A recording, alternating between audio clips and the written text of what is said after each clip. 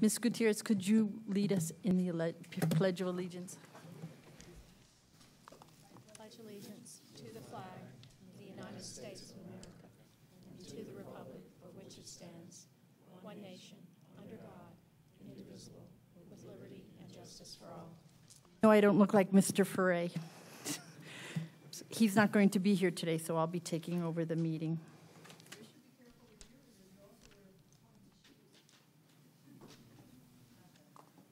I'd like to take this opportunity to welcome our new board members. Mr. Rick Rodriguez. Thank you, Madam Chair. It's truly an honor to be here with you today, my first official meeting, and I look forward to making my contribution today and henceforward. Thank you very much. And I haven't met Mr. Gonzalez yet, but we welcome him unofficially, and when he gets here, we'll do it officially. Pam, if you could please take care of the conflicts. If the board members present and on the telephone have any conflicts with any of the action items on the agenda, would you please note that for the record at this time? None shown, Madam Chair. Do we have any citizens' comments? Madam Chair, no, we got no requests for citizens' comments today. Thank you, Javier. Okay, I'm looking for a motion for approval of this. Thank you, Mr. Second. Thank you very much. All those in favor? Aye. Minutes approves. Thank you very much. Mr. Rodriguez. Thank you, Madam Chair and board members, and again, welcome Rick and Al to the board, and thank you for giving us the time to brief you last week. My update today is going to be comprehensive. There's a lot of things going on. First thing I wanted to update the board on is the construction, ongoing construction. We have the construction of Central Boulevard. It's roughly 70% complete. It's scheduled to be completed and done by October of this year. We have had some issues with the project, primarily utility issues, and there's an item on the agenda today that's going to reflect some of those additional works that have been requested by the airport. The second project, which is the 874 widening between the Palmetto and Kendall Drive, is about 65% complete. We should be out of that project by November of this year. So by November, the entire 874 Don Shula Expressway will be widened to 6 lanes from the Palmetto, including the interchange at the Palmetto, all the way to Florida's Turnpike. And then currently, we're working with Florida's Turnpike in the procurement for the 874 ramp connector, the 874 ramp that goes over the Turnpike. They've actually included the structures, the bridges that will go over the Turnpike into their scope and into their project, and we're actually participating with them in that procurement. This last month, we continued briefing MPO board members on the ORT conversion and the rate setting. We actually met with Mayor Jimenez as well and gave him a briefing. We finalized the 4 public review meetings, and we've also requested meetings with the Herald's editorial board, Univision Radio and Television, as well as the different television stations. And we did get response from Channel 10, Mr. Putney, who will be covering, him or someone in his staff will be covering this moving forward. Garcia and myself briefed the Miami Herald transportation writers, Mr. Chardy, primarily for over 2 hours. And the focus was, why are you doing this toll rates on 836 and 112? What projects are being funded? Is all of the money going to landscaping? To dispel a lot of the misconceptions that are out there. And it was a comprehensive presentation for two hours. They will be publishing it closer to the date that we have our public hearing on March 19th. So we'll look forward to that. As far as the refunding, a few things. We held the 3 rating agency reviews this last month.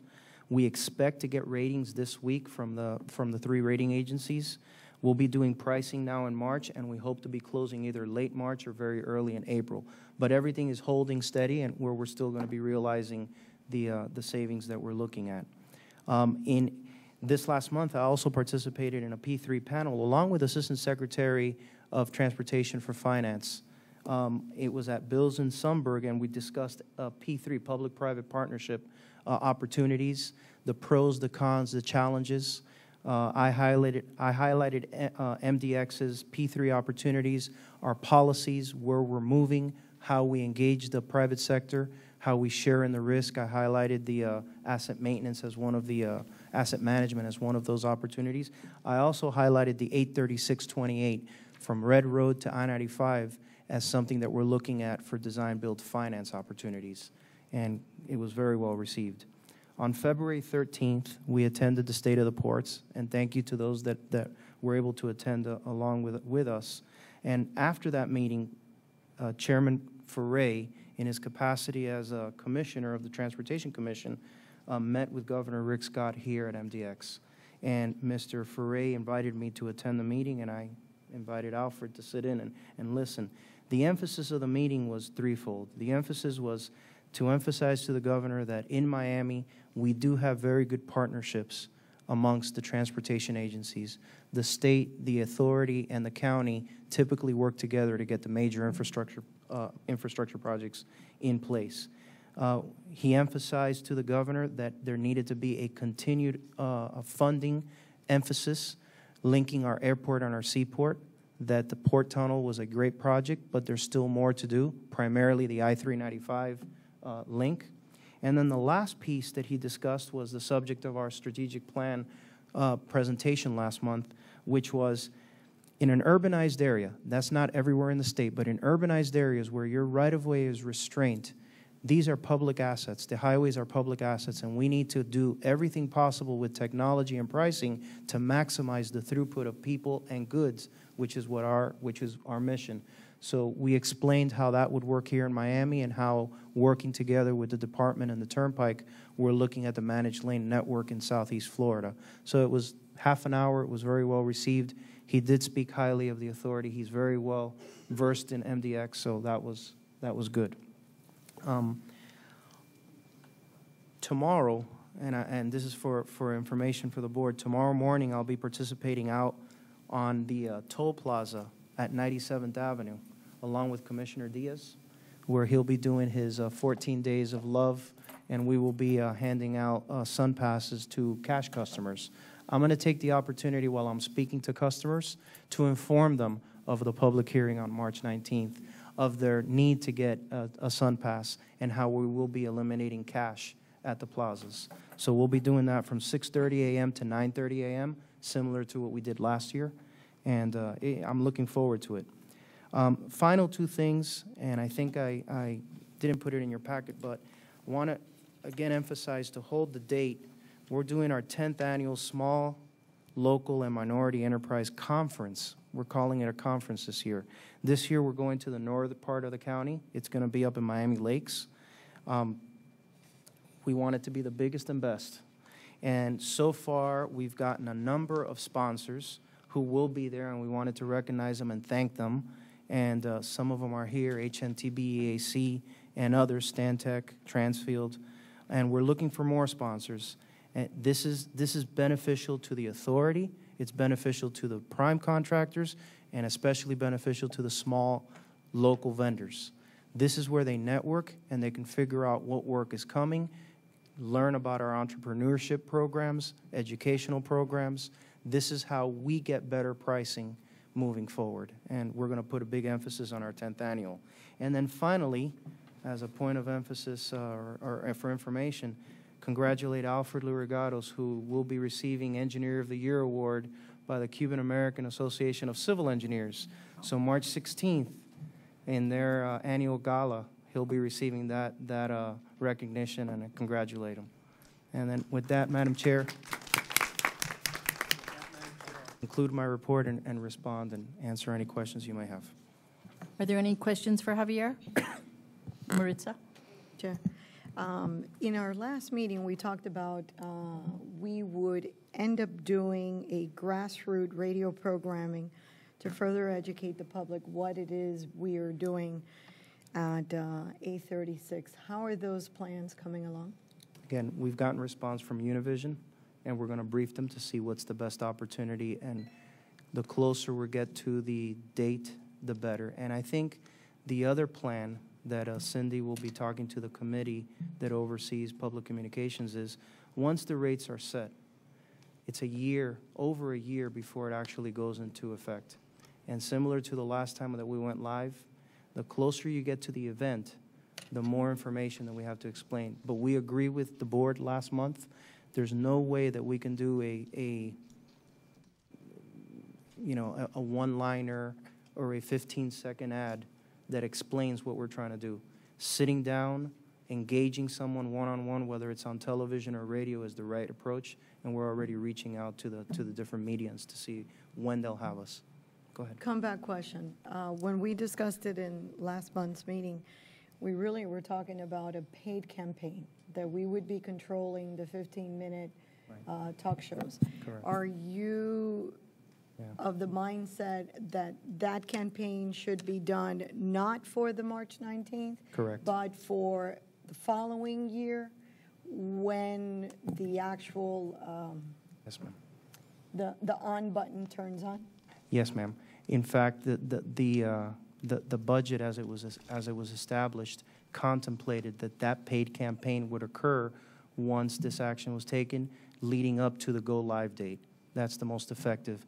Between now and the action of the board on the 19th, what we want to do is it's more of an informational, and that's why we've reached out to the different medias to cover us. And I believe that when the Herald covers the story on the different projects, we're going to get a lot of requests, as we always do, from radio and from television for on-air or on-camera discussions about what was written. Yeah. If I can, Chair, I would highly consider that both dates be aligned, now and later, because the misinformation is detrimental to any agency. And right now, there's a lot of misinformation of what those workshops were and what exactly is going to happen. A lot of people think that we're raising our tolls. It's not necessarily that we're raising our tolls. In some cases, the toll rate is actually coming down. So the only way to explain that and clarify and let it be one message is if we're controlling the campaign. So I would highly recommend that we give it consideration. Not wait a year, but do it now. Okay. Any, Next year. Correct. In other words, Correct. both times. That's it. Thank you.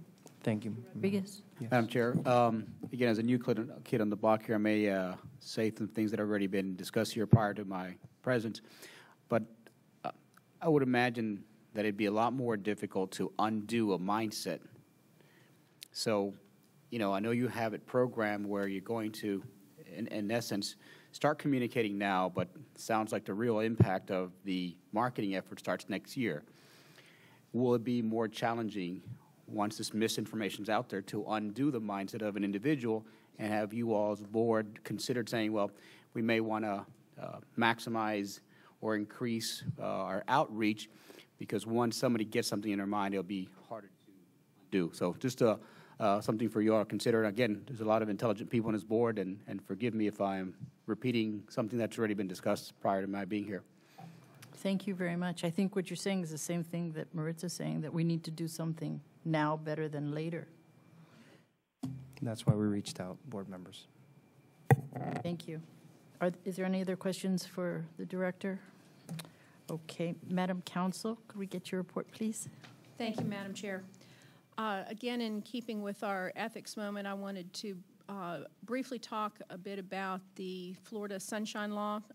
This is an area of such great importance to all local boards, and we can almost not talk about it too much. And so I wanted to focus on the two prongs of the Sunshine Law. One, the Public Records Act under Chapter 119, and also Chapter 286, the Public Meetings Law. In your packet, we've provided all of the board members with a pamphlet called A Pocket Guide to Florida's Government and the Sunshine Laws that is published by the First Amendment Foundation.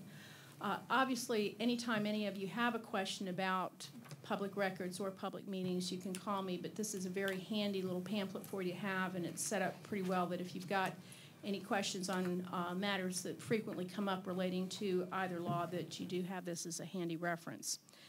Also in your packet, and I'll talk about this in a little more detail in a moment, is some copies of newspaper clips related to another governmental entity that's experienced some difficulty in handling both public records and sunshine law issues and relating to text messaging, and so I want to talk about that a little bit.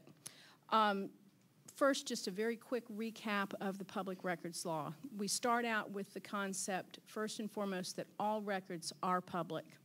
There are certain express statutory exemptions, but we need to remember that first and foremost, no matter what form a record is in, whether it's video, audio, email, text message, that all matters that are conveying information related to the business of a public entity are public. They're able to be viewed by and copied by any person that makes such a request. Going along with that, we're required under the law to adhere to what is called the retention schedule. And so if we do have a public record, we are required to appropriately keep those.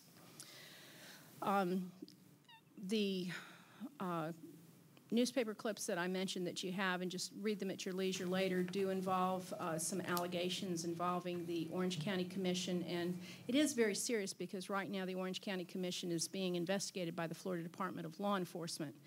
And so violations of these laws can be very serious.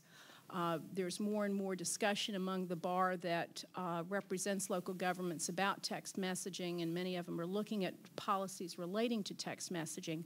Fortunately, MDX has been out ahead on this issue all along. We have trained all of our staff and board members that text messaging is only used for transitory type communications, such as, are you on your way to the meeting? Are you going to be here? It really doesn't deal with any substantive business related to the authority. And so at this point, MDX does not have a way that those are stored, but those are usually only used for transitory type messages such as that. So any messages that are required to be kept and retained in accordance with the retention schedule are kept on our servers when we use email and other forms such as writings. Finally, I just wanted to give you, again, a very quick update related to the ETCC litigation. Last month, we did advise you that we had a case management conference scheduled for February 11th in front of the judge. Executive Director Rodriguez and I both attended along with our outside counsel. There really wasn't anything of any great moment that happened other than we do have an early May 2014 trial date scheduled. So everything will be backing up to that trial date in terms of completing discovery and that sort of thing. So we're very much in the throes of moving forward on that litigation. We are still discussing issues with ETCC related to disentanglement, and that is moving along, not as quickly as we'd like, but we are still having those discussions. And with that, if anybody has any questions, I'll be glad to answer them. Board members, any questions for the council? Not hearing any. If I can, Madam Chair, while I have, and I know you got an email from Carol Lang, the board members, but those that didn't, so that you know, everyone knows that Pam is retiring this year in August, and we're starting the process of advertising. And Carol's our HR manager. I'm not sure she's here. I see her there.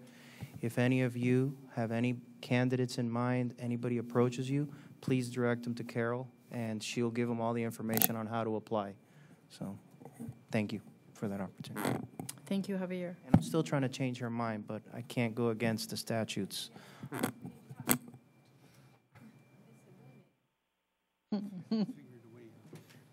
Yeah, to figure a way around it.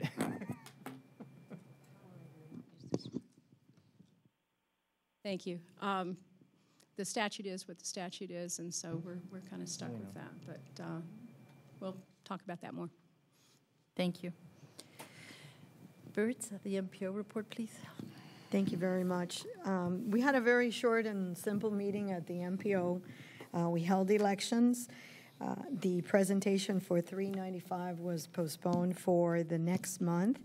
And some things that really did get to change there was resolutions that were passed regarding all the committees that they have at the MPO, where now they're going to put a lot of emphasis on attendance, that if people don't attend the meetings because they are not able to get quorum, that they're going to be sort of deleted from the meetings even though they're citizens. In addition, also at the MPO next meeting, They're also going to discuss two important things, and one of them being to reduce the amount of people needed to create a quorum. And that'll be a good thing, because a lot of the times meetings have to wait half an hour before they pick up quorum. So it's hard. And with that, concludes unless anybody has any questions. Any questions for Maritza? Thank you very much. Thank you. Mr. Sanabria, how are you? Thank you, Madam Chair. You're much better looking than the gentleman that's the chair, but I hope he recuperates soon, be back with us. In any event, there's not a lot on the treasurer's side. I'll have Marie give you the details. Basically, we're just still waiting for the rating agencies to come forth and give us their recommendation probably by the end of the week. And also, we're, as you all know, maybe you have gotten the notices that March 7th, we will have a meeting in the morning of Policy and Planning by Chair Gutierrez, and then following that, there'll be a Budget and Finance meeting at 11:30. Even if you're not on the committee, I strongly urge you to attend. It's going to be a nitty-gritty, detailed analysis of policies and things, and there will be a lot of information banded forth. So I urge you all to be there, even the audience, and it's a very informative meeting. Marie, can you just follow up with the numbers, please? Certainly. I'll keep it high level. From a revenue perspective, our toll and fee revenue is $67.1 million. And comparing that against our forecast, it's positive by $4.9 million, or a little under 8%. That is mainly due to the fact that we ramped up the uniform traffic citation in this fiscal year. We had a backlog from fiscal year 12. So we will not see that trend for the second half of fiscal year 13. And I do want you to note that these numbers are on a gross basis. There is no year-end adjustments that we usually do, such as an allowance and so forth. So that would be reflected on our year-end financial statements. Our interest and dividend income is right on to the forecast. I couldn't have forecasted any better. 0% difference there. And other revenues, I think the agency does a really good job with looking to lease excess parcels and so forth, and that yielded $300,000 of revenue for the 6 months. So it's $24,000 more than we expected.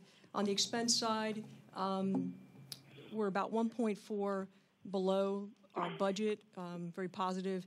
A lot of the expenses are on a 1/12 budgeting or task authorization, so I don't anticipate to see that for the second half of the fiscal year.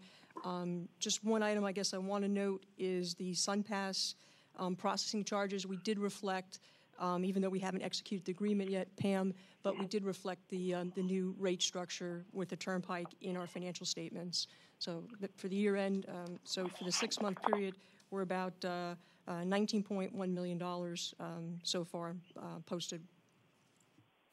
All right, any questions? Madam Chair, may I ask, this is Maurice Roy, may I ask a question? Yes, Mr. Chairman. please do. You didn't hear what I said Welcome. about you, right?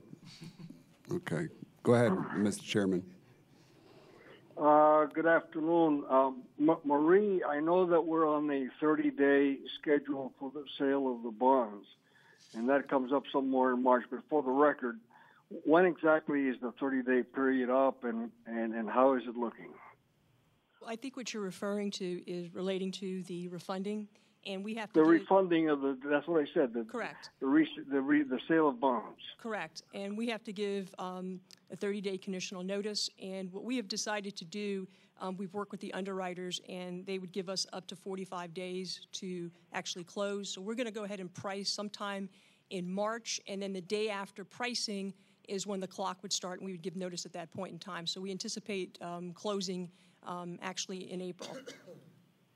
So in other words, the actual closing is not until April. Correct. I think pricing, we looked at the schedule. We may have slipped a little bit on the schedule because of waiting on the ratings report. Yeah. So we're looking at March 20th, 21st to do pricing.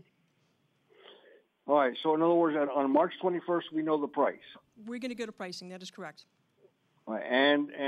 And so we're in effect almost 4 weeks away.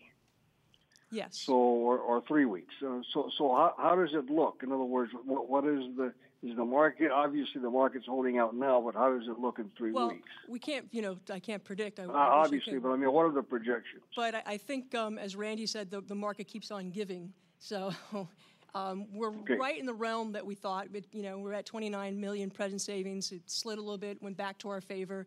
Yeah. But I don't see any of the economic news changing. Mr. Guzman, do you? Well, I would tell you it's a little too early to define where it's going to end up or anywhere near where it's going to end Well, up. There's a lot of you know, volatility in the market as it stands. So, Mr. Guzman, the question obviously is that with the things that are going on in Washington now, and we're 3 days away from and obviously this Italian situation affected the marketplace yesterday, and so nobody can tell us what's going to happen in 3 weeks. But does it look fairly stable for the next couple of weeks? As of today, based upon what we know, I think that I think those savings are going to hold for us. Okay. All right. Thank you very much, Madam Chair. Mr. Ferre, also, this is Gonzalo speaking. Also, the rating that we'll be getting this week will determine a great deal about the price, and we're anxiously waiting for that, and we think it's going to be a positive rating. Okay. Thank you. Any other questions? Thank you. I have a question. Maritza. Sometimes we need to look to the right. Thank you.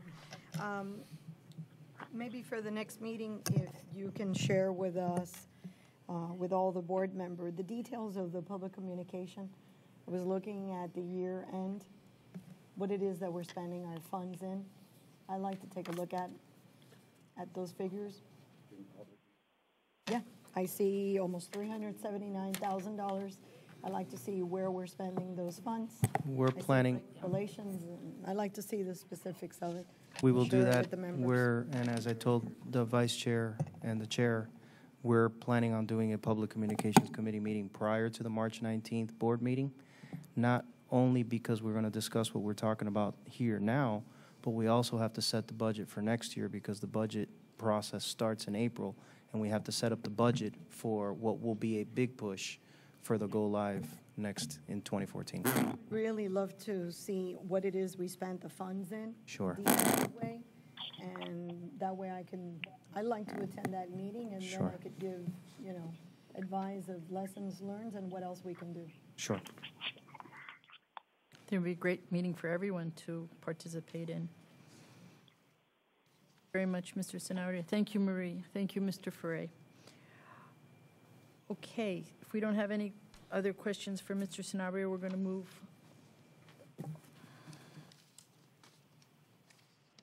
Welcome, Mr. Gonzalez. We unofficially welcomed you before you got here. Now we'll officially welcome. We need to do something about that. That's why we need to fix it. It's really funny. You went to the other side of the room, but you actually were sitting on this side. But that's okay. You're not welcome on this side now. We don't want you as a G over here.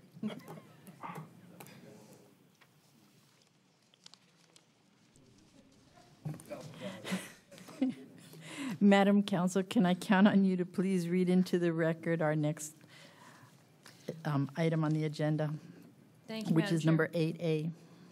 Item 8A of the regular agenda has to do with procurement contract RFP 1002. This is for design build services for Central Boulevard reconstruction. This was endorsed by the Operations Committee on February 22nd, and there are 3 items within this for approval. First is the approval of supplemental agreement number 3 with Community Asphalt. The second is approval of the modification to the JPA for the public transportation agreement with FDOT. And the third is approval of amendment number 1 of the interlocal agreement relating to Central Boulevard. And I believe Mr. Lurigatos probably will have detail on this. Thank you. Yes, Madam Chair, board members. The requested action is a motion to approve amendment number 1 to the interlocal agreement with Miami-Dade County in the amount of $2,405,000. The second is the supplemental agreement number 3 to as requested by Miami-Dade County to increase the contract contingency amount and allow a time extension of 189 calendar days, which are non-compensable time, including holidays and weather days, of $2,010,000. And the third item is supplemental number 3, which is the joint participation agreement with the Florida Department of Transportation to reduce the overall shared cost of the project by $8,566,568. As mentioned, this was endorsed by the Operations Committee on February 22nd. And just to quickly give a synopsis of the 3 items, the total cost of this change is completely absorbed by Miami-Dade County. These funds will be provided to MDX by Miami-Dade County within 30 calendar days of execution of this amendment.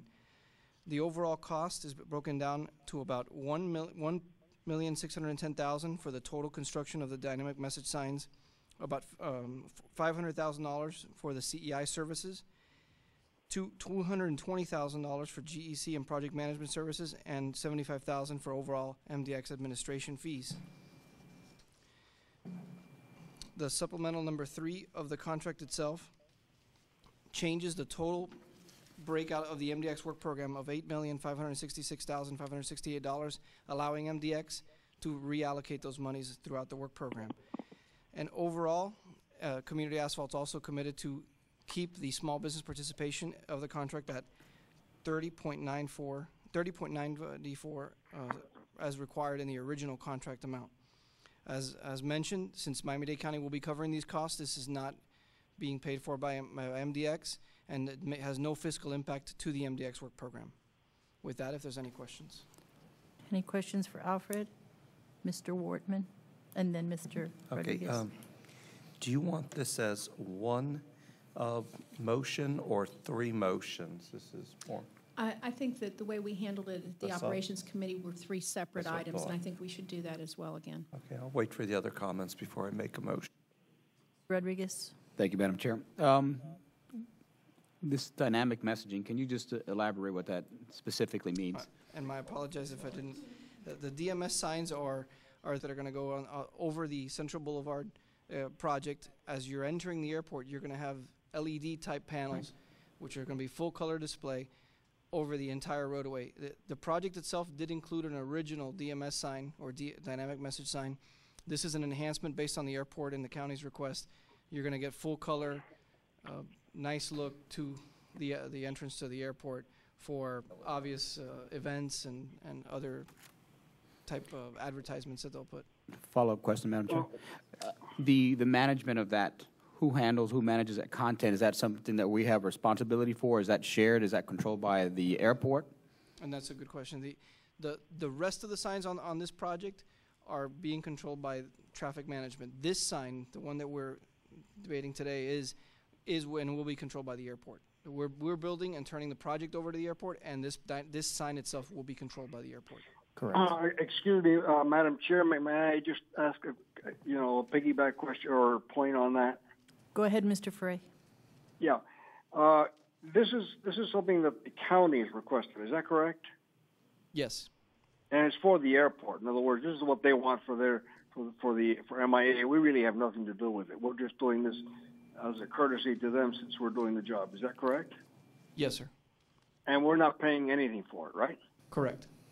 Thank you. Thank you, Mr. Frey. Any other questions? Ms. Leslie, how do you want to handle this with the motions? We have to do 3 different sets of... Yes. Yes, I think the first one is to approve the amendment number 1, that the county would be contributing the $2,405,000 for the DMS sign. That's really kind of the initial action that creates the rest of the other things to happen. Motion. So I'll make that motion on that one. Mr. Wortman moves. Yes. Ms. Gutierrez, second. All those in favor? Aye. Aye. So it passes Aye. unanimously. Thank you. The second one, a motion. The second one is the supplemental agreement number 3 with Community Asphalt to actually perform the work. Do we have a motion? I'll make that motion. Mr. Wortman, second. Mr. Pago, all those in favor? Aye. And then the Aye. third is the reduction in the overall amount of the JPA with FDOT by reducing the amount by $8,566,568. Speak up louder next time. That's a whole second. We'll all second. All those in favor? All Miss- right. Thank you. Mr. Rodriguez, I didn't want to slight you. Is there something you'd like to say? I had a question regarding the previous one before we went, but it was, I think I can address it with staff at a later point in time. Thank you. Okay, we'll move on to item 8B. Ms. Leslie, would you read that into the record, please? Item 8B, and I'm going to put my boss on the spot and let him talk about this. This is agreement in substantial form. Excuse me, Counsel, your boss? Excuse me. One of my 14 bosses. Thank you for the clarification there. Thank you very much.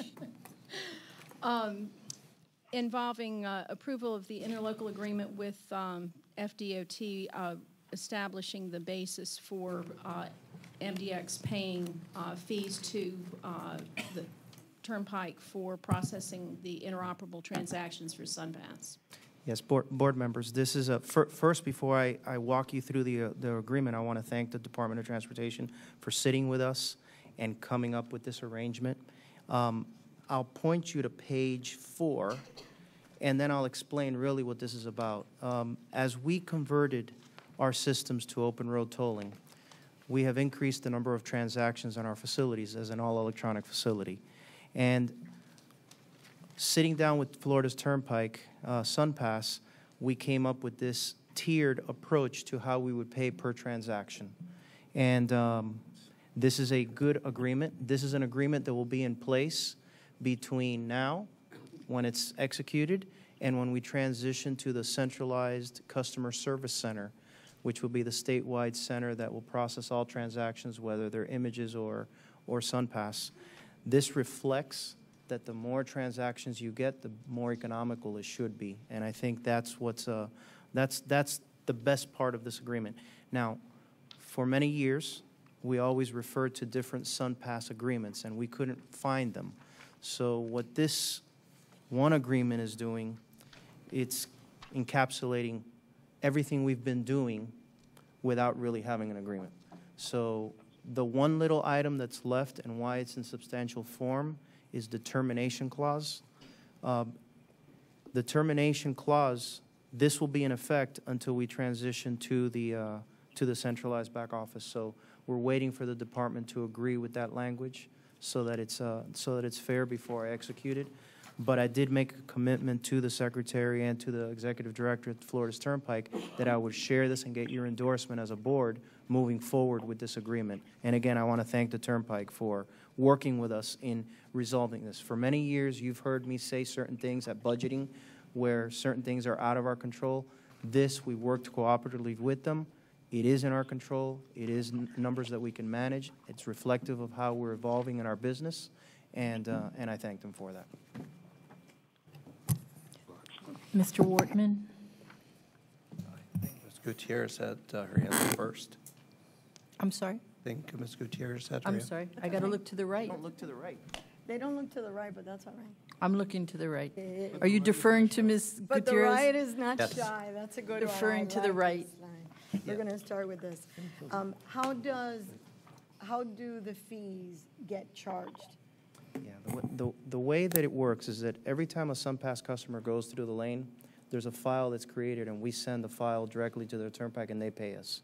The issue really here was that, and I'll give an example, when we converted 874, we had one tolling point, and at that tolling point, we collected $1. So when that SunPass transaction went up to the Turnpike, they were charging us round number 5 cents. When we converted that highway into all electronic, we took that $1 and we split it throughout the corridor. So now that same person who paid $1, instead of having one transaction, has 3 transactions, but it's still one account. What this agreement is, it recognizes that, and so it does the tiering process. So in the aggregate, we get a better, more reflective of our business practice price. But it's automatic, twice a week. Every day we send the file up to the Turnpike, so we get paid, pretty much instantaneously, and that's 85% of our business. What happens if the customer doesn't pay?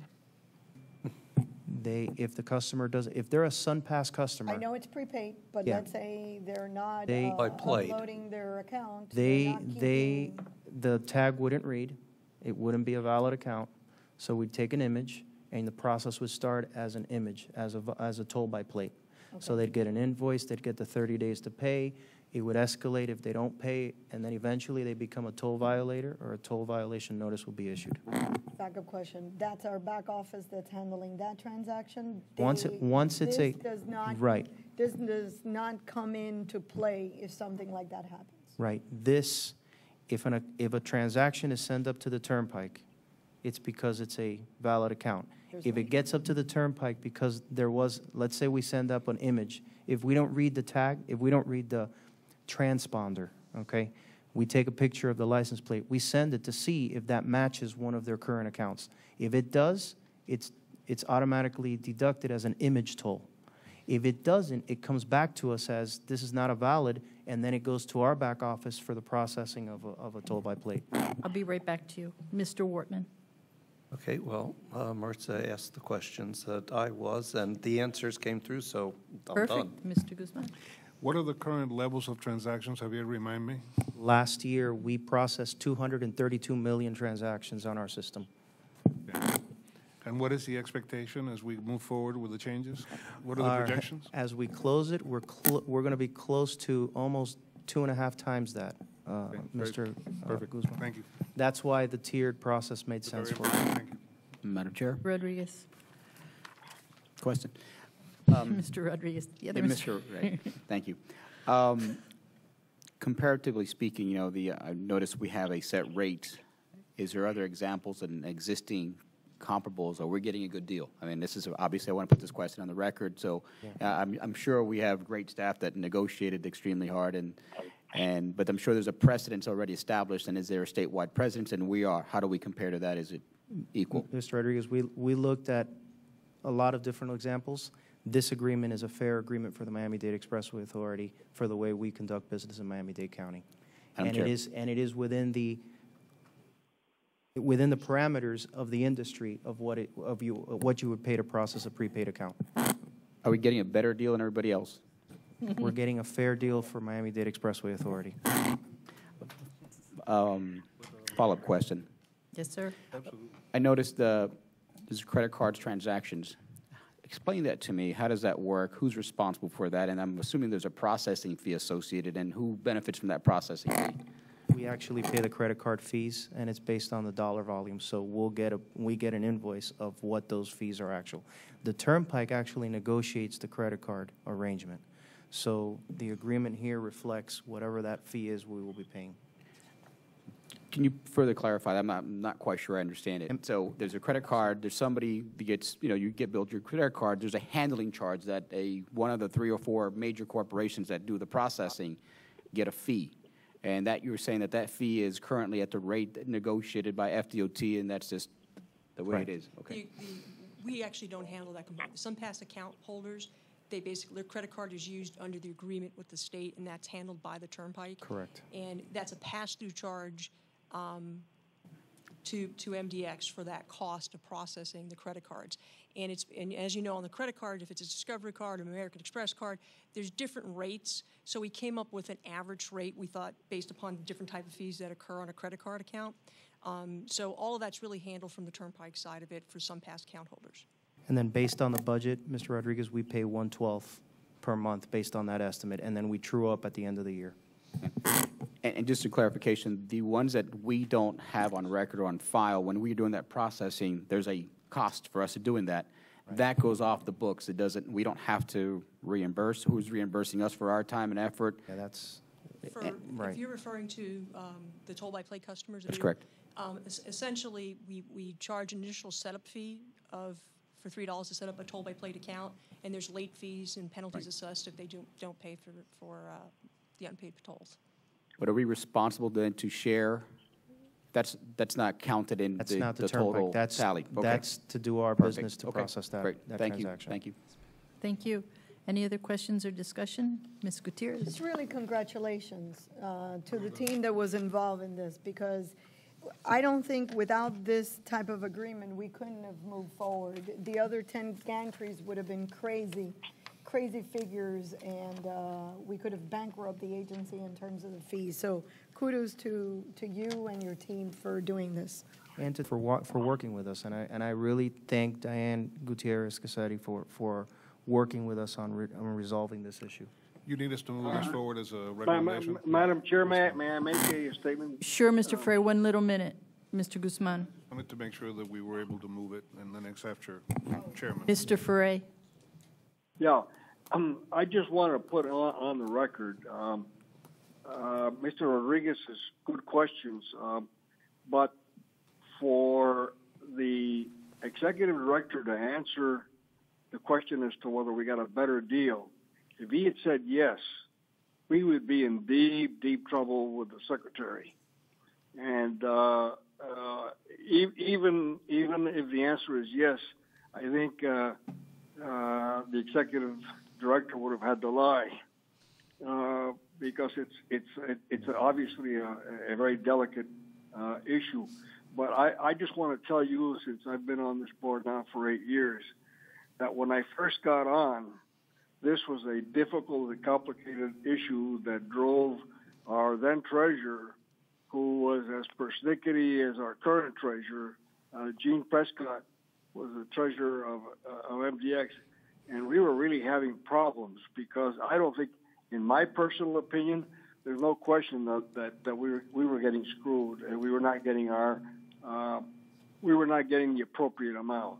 I think with a tremendous amount of patience, Javier Rodriguez has, along with Diane and with Anas, the secretary, have come back with a very, very generous and fair deal for MDX. And I think we all need to be not only proud of what we've accomplished by this through Javier, but that I think we can move forward now with a smile on our face.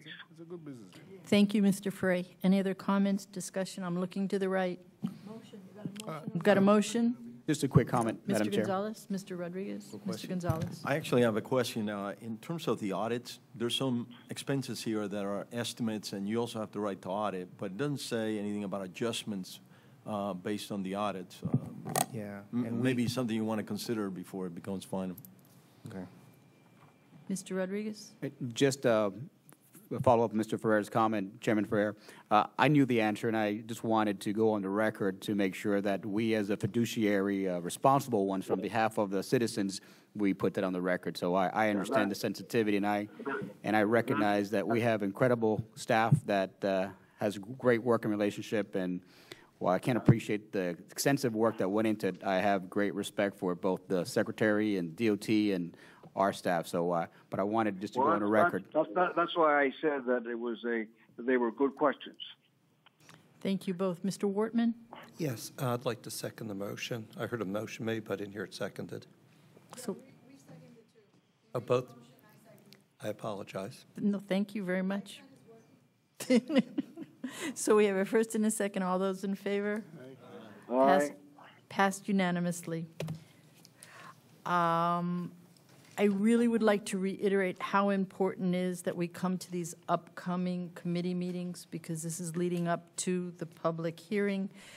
So I would like to ask and request for everyone to please try your best to, even though if you're not formally on the committee, to partake, and definitely try and be here on March 19th, because it's a very important meeting. And the 7th as well. And the March 7th. Exactly. Well, let me tell you the meetings. We've got a policy and planning on March 7th at 10 a.m., budget and finance on March 7th at 11:30, Right. and ops on March 12th, and we've got lunch that day too, so that's another incentive. And we're But- pending public communications And we're prior to the 19th. public communications, which is really important, as Correct. Ms. Gutierrez said. I think we've hit all the highlights, and thanks everybody for putting up with me, and we miss you a lot, Mr. Ferre. I can tell you I do. Listen, I'm sure you did a great job, as you always do. Thank you, sir. Do we have a motion to Adjourn? adjourn? Motion to adjourn? Thank you. Thank you very much. Thank you.